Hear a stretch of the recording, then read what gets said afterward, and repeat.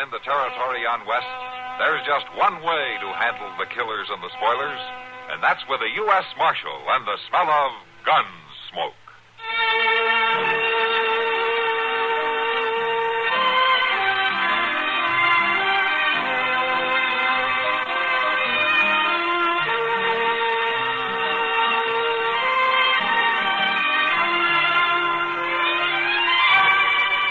Gunsmoke, starring William Conrad. The story of the violence that moved west with young America. And the story of a man who moved with it. I'm that man. Matt Dillon, United States Marshal. The first man they look for and the last they want to meet. It's a chancy job, and it makes a man watchful. And a little lonely.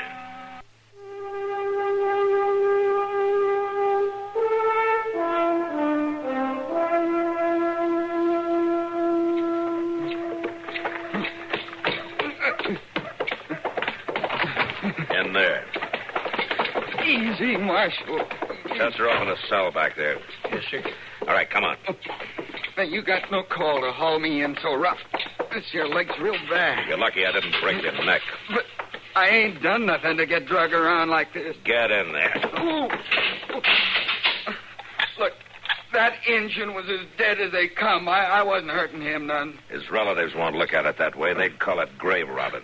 I wasn't going to muss things up none. I was just sort of looking for some things they might have buried with them, Marshal. They sure wasn't doing him no good. Now, you listen to me, Red. You're a fool, but that's no excuse. In the first place, those Indians don't bury anything with their dead that you'd want. An old pipe, maybe, or a can of grease, or a horse's tail. But even so, they don't look kindly on grave robbing. If they'd have caught you before I did, you'd be needing a grave by now, or you'd be praying for one anyway. And the whole countryside would be in danger of an uprising. Now, you're going to stay in jail for a while. But my leg, Marshal, it's still bleeding. All right, I'll have Doc take a look at it if I can get him to come over here. Chester. Yes, sir. Go get Doc, will you? Well, yes, I will, but if it was me, I'd just soon let him bleed to death. I would too, Chester, but that way we'd have the job of burying him. Yeah, guess you're right there, Mr. Dillon. I'll go get Doc.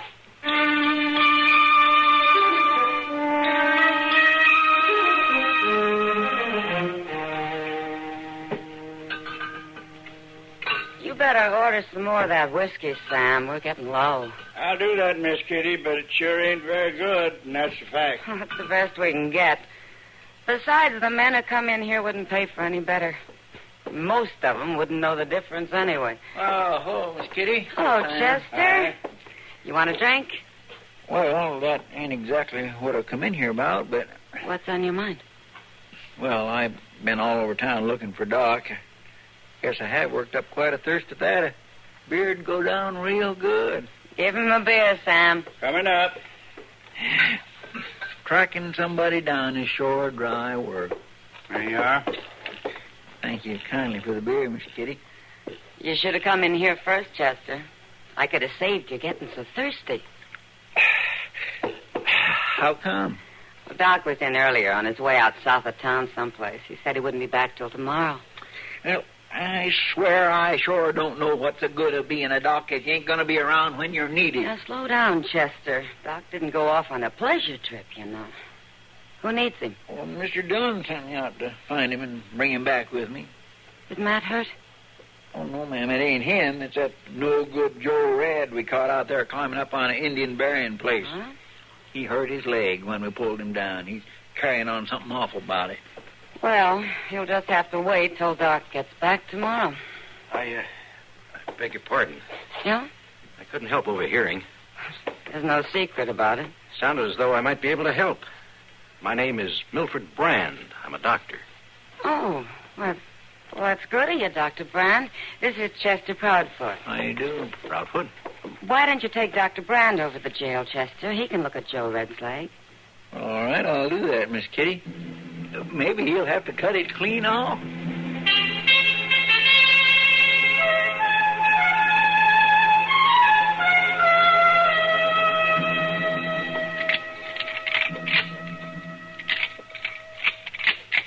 This rifle works a little slow, Chester. How long's it been since you cleaned it?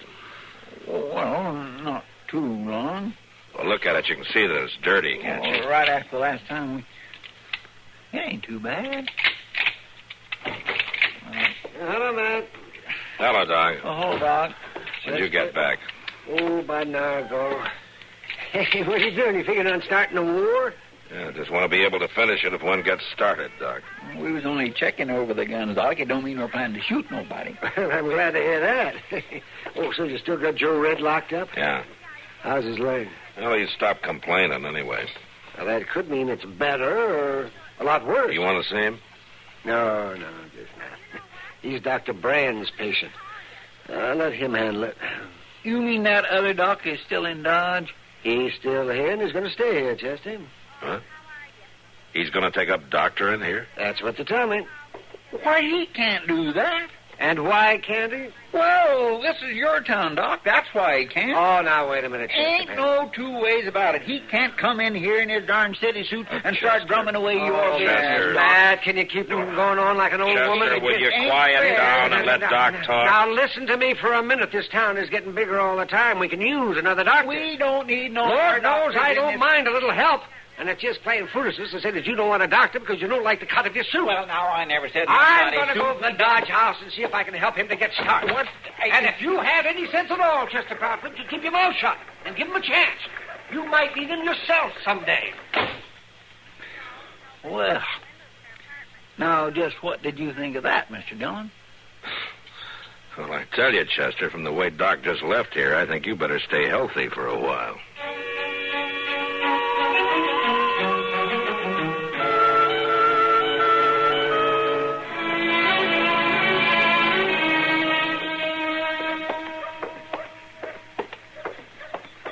Where are you from, Dr. Brand? Philadelphia. Philadelphia. Oh. I understand Philadelphia has developed into quite a medical center. Oh, yes, indeed. There's several medical schools there. Newest methods and procedures are taught. Now, it doesn't look much like Dodge City. Oh, no, that's true. You'll get your hands dirty here, that's a fact. My office is just up those stairs. Well, that's very kind of you, Dr. Adams. Oh, no trouble at all. You'll be welcome to use my office until you've had time to set up in a place of your own. Well, I hardly think... I've wished many a time there was somebody around to help with the load. Here we are.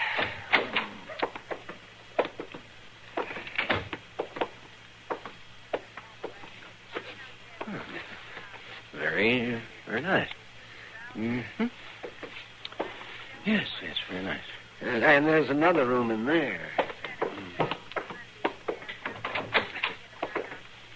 I see. Mm-hmm. And where is your laboratory? Well, you're standing in it. This room? Well, it's hardly equipped. Most of my equipment, Doctor, fits right into that black bag. My laboratory travels with me. Well, how are you able to keep up on the current studies, on research? Well, doctoring out here doesn't give a man much time for study or research. You're too busy keeping folks alive any way you can, whether it's in the book or not. But maybe now that you're here and can help out with the work, I'll have a little more time. Dr. Adams. Yeah? Perhaps we'd better get something straight. I didn't come to Dodge City to be your assistant. I intend to practice medicine in a professional and scientific manner. Well, sure you do, Dr. Brand. Sure you do. I just hope you'll be able to.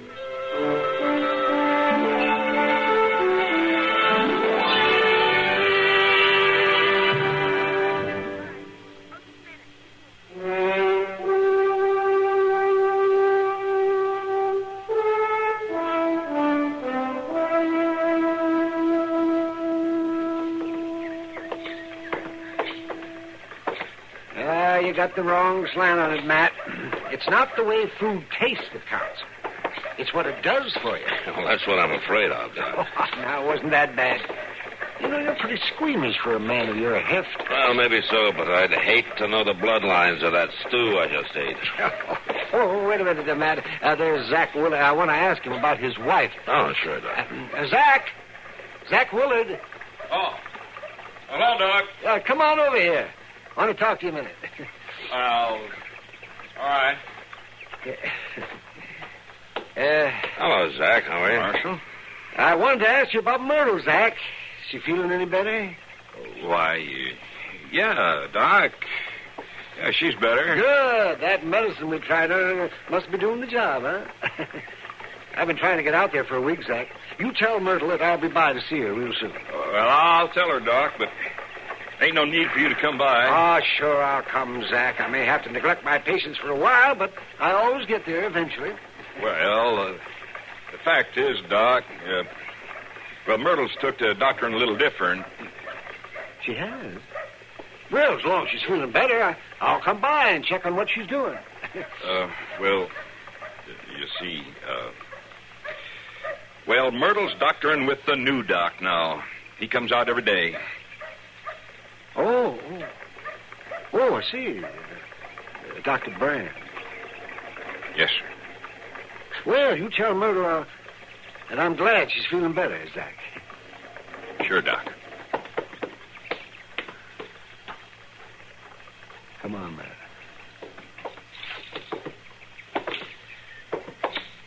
You're not going to let a thing like that bother you, are you, Doc? No, it doesn't bother me, Matt. Myrtle Willard is suffering from a common Kansas complaint. Too much dust, too much loneliness, too much prairie. It'd do her a lot of good to have a visit every day from a doctor. If he only talks to her. I never had the time. Funny thing, though. What's that, Doc? It looks like I might have the time from now on.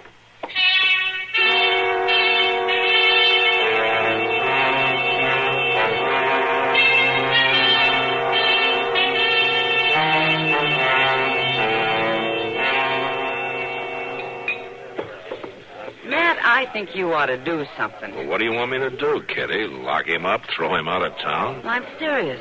This Dr. Brand needs talking to. He's going around as though he's the only man who ever had a medical degree, as though Doc isn't anything more than a medicine man. Well, does he actually come right out and talk against Doc? No, he doesn't come right out and say anything, Matt. He's too smart for that. But he sure gets the idea across. I wish you would knock some sense into him. Now, Kitty, as long as he doesn't poison his patients, I can't do anything about it. Mm-hmm. Excuse me. Huh? Joe Red just came in. I want to talk to him. Sure, Matt. Got a bottle of rye? You don't look much like a man who's going to stay out of trouble, Joe. You gonna follow me around the rest of my life, Marshal? Joe, I warned you to stay out of trouble or stay out of Dodge. Well, there ain't no law against liquor. There's a law against breaking the peace, and I think you better get out of town until you sober up. Well, now, look, Marshal, I got a right to be here. I got a right to be in Dodge. A man's got a right to see his doctor, now, don't he? Oh? You came in to see Dr. Brand? I come in to see Dr. Brand. A man has a right It isn't your health that interests me, Joe. But you cause any trouble and you're going to go to jail, sick or well. Now, you go on and you see your doctor. And then you get out of town.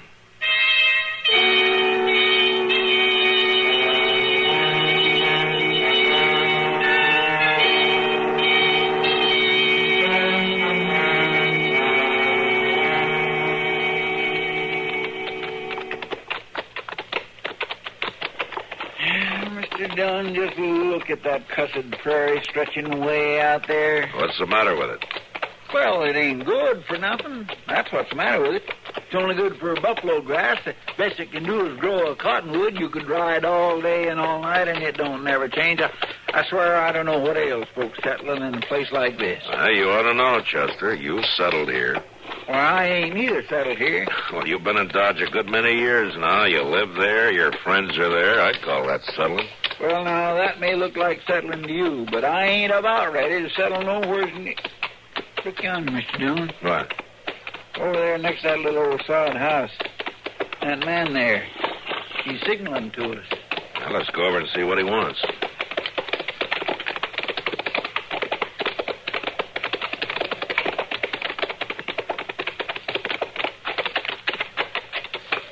wanted to see us, mister? You're the marshal, ain't you? Yeah, I'm the marshal. What can I do for you? Well, I'll tell you. I ain't much for cottoning up to the law, but right now it's a choice between the law and an Indian uprising. What are you talking about? Them Pawnees would go on the warpath if they found out about it. Sure as shoot. Oh, come on, mister. Tell me what happened. Why, it's that grave. A little grave out on the prairie. That Indian grave up on them poles. Well, what happened to it? Why, nothing happened to the grave, Marshal. It's still there, all Then right. what's the trouble? It's the body. Body? Yeah. Somebody made off with it, clean as a whistle. And them Indians are always stopping by. Chester, come on, let's get back to town. Yes, sir.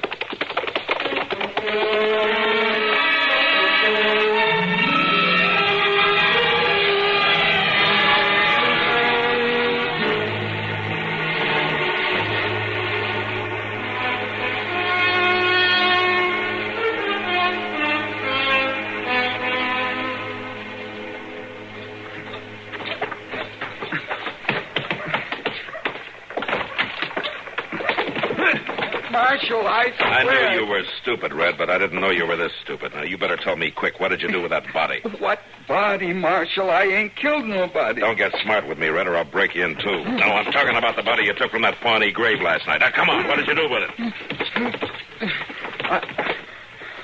I ain't been near no grave. You haven't got much time, Red. You better start talking real straight. Matt? Matt, can I see you for a minute? Can't I wait a little while, Doc? Well, I think it might be important, Matt.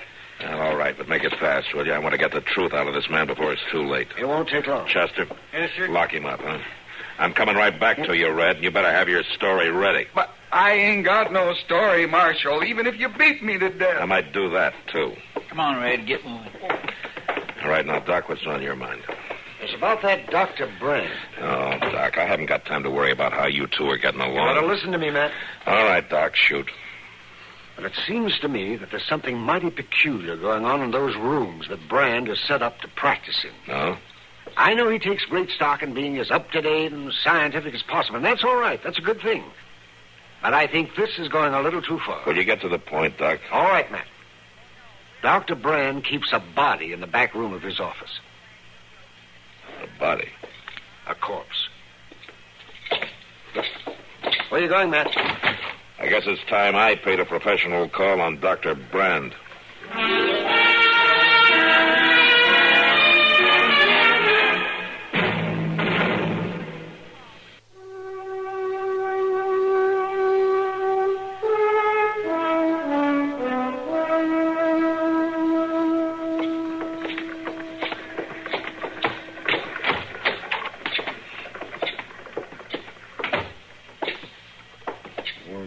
He must be in the back.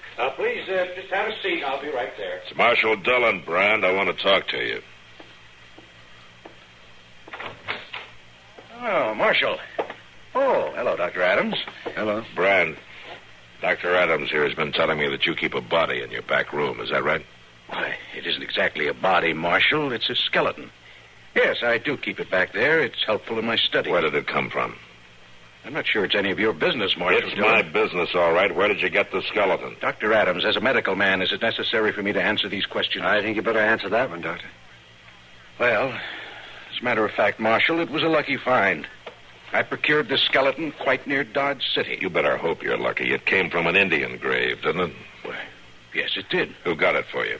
I got it myself, Marshal. I took a wagon and got it myself. Joe Red told me about it, but he was afraid to go out there again. I managed all right without him. Well, that's the first time I ever heard of Joe Red being smart. Now, listen, Dr. Brand, as soon as it's dark, we're going to take that skeleton right back where it came from. We'll bring the wagon by, and you'll be ready. Oh, come now, Marshal Dillon. Aren't you making a mountain out of a molehill? Every good medical office should have a skeleton to refer You'll have to provide your own, Dr. Brand. This one is private property. But it was just an Indian grave. I don't know how you think about things where you come from, Brand, but robbing a grave, any grave, is considered a crime out here.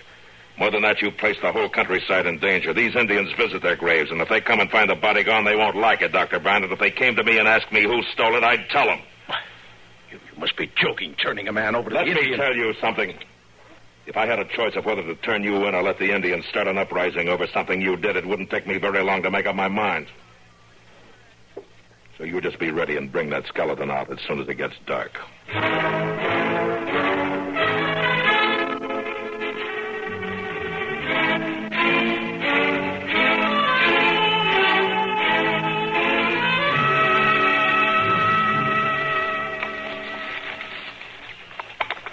There.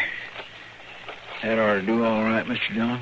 It looks just as natural. You think we got the wrappings back on all right, Chester? Oh, I think we done a real nice job. I don't think them Indians will ever notice a thing about it. Let's hope not. Where did Doc go? Oh, he's sitting down there in the wagon with Dr. Brand. All right, let's go. Mr. John? Yeah? Look yonder on that ridge over there. The moon ain't too bright, but it sure looks like Indians to me. Yeah, and they're headed this way. Well, let's get down off of here quick, Chester, and get back to the wagon.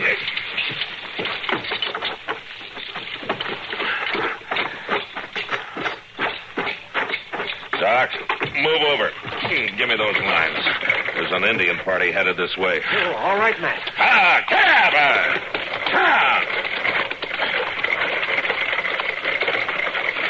Indians?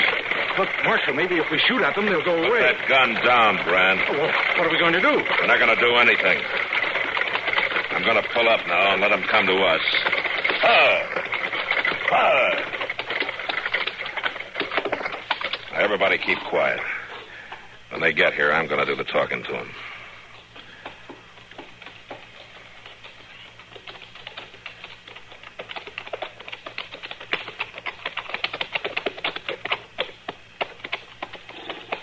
We come in peace. Is there a chief among you? Aye, Sharpnose. I don't think I know you, Sharpnose. Are you far from your village? Very far. Well, why do you come here? We come to pay respect to grave of my brother's brother. Oh, the one back there? The one back there. Why you come? Well, we were just passing by, so we stopped to pay our respects to the grave of your brother's brother, too. We go. Yeah, you go.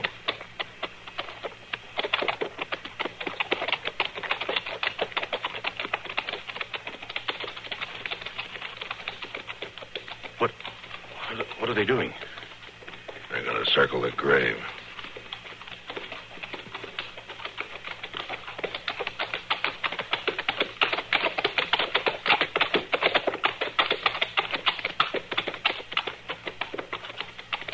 Is it going to be all right, Matt? Yeah, I think so, Doc.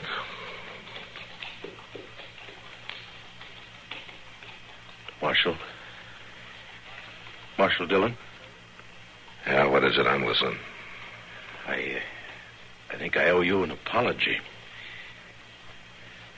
And Dr. Adams, I guess I have a lot to learn.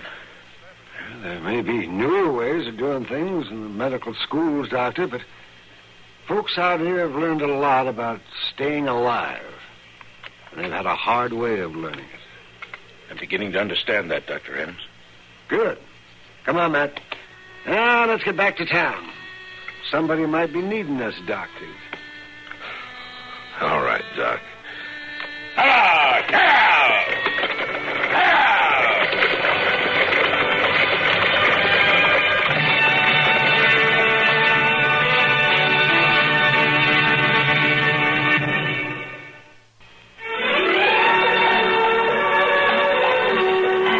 Gunsmoke. Produced and directed by Norman McDonald, stars William Conrad as Matt Dillon, U.S. Marshal. The story was specially written for Gunsmoke by Marion Clark, with editorial supervision by John Meston. Featured in the cast were Jack Moyles, Vic Perrin, Ralph Moody, James Nusser, and Howard Culver. Harley Bear is Chester, Howard McNear is Doc, and Georgia Ellis is Kitty. This is George Walsh inviting you to join us again next week for another story on Gunsmoke.